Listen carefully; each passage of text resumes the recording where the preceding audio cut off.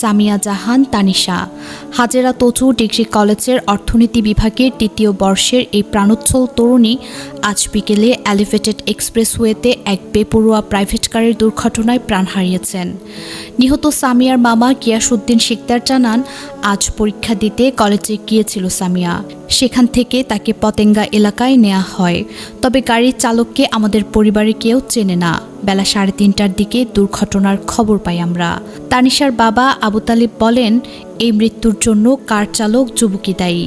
সে তানিশাকে ধাক্কা দিয়ে ফেলে দিয়েছেন।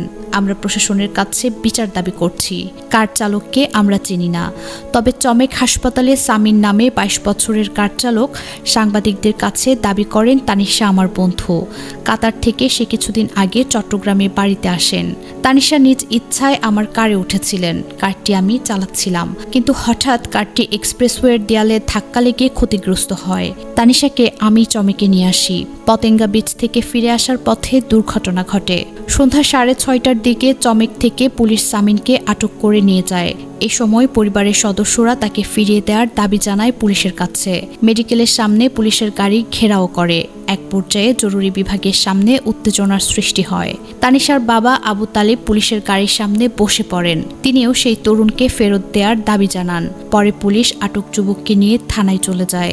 দুর্ঘটনাটি ঘটেছে আগ্রাবাদ বারিক বিল্ডিং গোসাইলডাঙ্গা এলাকায় এলিভেটেড এক্সপ্রেসওয়ের উপর বিকেল আনুমানিক 2টা থেকে 3টার মধ্যে। প্রাইভেট কারটি অতিরিক্ত গতিতে চলছিল। হঠাৎ নিয়ন্ত্রণ হারিয়ে সীমানা দেয়ালে ধাক্কা খায়। গাড়িতে সামিয়ার সঙ্গে থাকা যুবক গুরুতর আহত অবস্থায় চট্টগ্রাম মেডিকেল কলেজ হাসপাতালে চিকিৎসাধীন রয়েছেন। প্রত্যক্ষদর্শীরা জানায়, প্রাইভেট কারটিতে কলেজ ছাত্রীর সঙ্গে ছিল এক যুবক। কারটি চলছিল দ্রুত বেগে। এক পর্যায়ে নিয়ন্ত্রণ হারিয়ে দুর্ঘটনায় পড়ে। কার থেকে ছিটকে বেরিয়ে পড়ে একজন। স্থানীয়রা তাদের উদ্ধার করে চট্টগ্রাম মেডিকেল কলেজ হাসপাতালে পাঠায়। গুরুতর আহত অবস্থায় নেয়ার পথে তানিশার মৃত্যু হয়। ঘটনাস্থল থেকে উদ্ধার করা একটি আইডি কার্ডের মাধ্যমে তার পরিচয় নিশ্চিত করা হয়েছে। তিনি হাজেরা তজু ডিগ্রি কলেজে স্নাতক 2য় বর্ষের শিক্ষার্থী ছিলেন। নিহত তানিশা রাহাত্তারপুর এলাকার শাহ আমানত হাউজিং সোসাইটির বাসিন্দা। তার বাবার নাম আবু তালেব পাটোয়ারি। দুর্ঘটনার পর সামিন নামে কার চালক তাকে হাসপাতালে নিয়ে যায়। এদিকে বৃহস্পতিবার 9 এপ্রিল সন্ধ্যায় তানিশার স্বজনদের আহাজারিতে ভারী হয়ে ওঠে চমেকের পরিবেশ। স্বজনরা দাবি করেন, কার চালক সামিন তানিশাকে পরিকল্পিতভাবে হত্যা করেছে।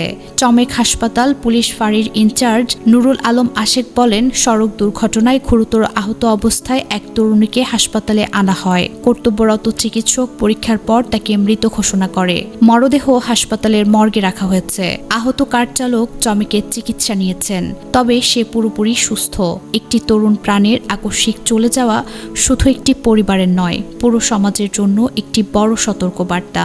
সামিয়া জাহান তানিশার মতো আরও অনেক তরুণ তরুণীর স্বপ্ন যেন গতির নেশায় শেষ না হয়, সেজন্য এলিভেটেড এক্সপ্রেসওয়ে ও অন্যান্য সড়কে কঠোর গতি নিয়ন্ত্রণ, নিয়মিত ট্রাফিক নজরদারি এবং সচেতনতা বাড়ানো অত্যন্ত জরুরি। অতিরিক্ত গতি কখনো কাউকে ক্ষমা করে না। আজ সামিয়ার পরিবার যে শোকে সমুদ্রে ভাসছে, সেই শোক যেন আর কোনো পরিবারকে স্পর্শ না করে, এই প্রার্থনা করি।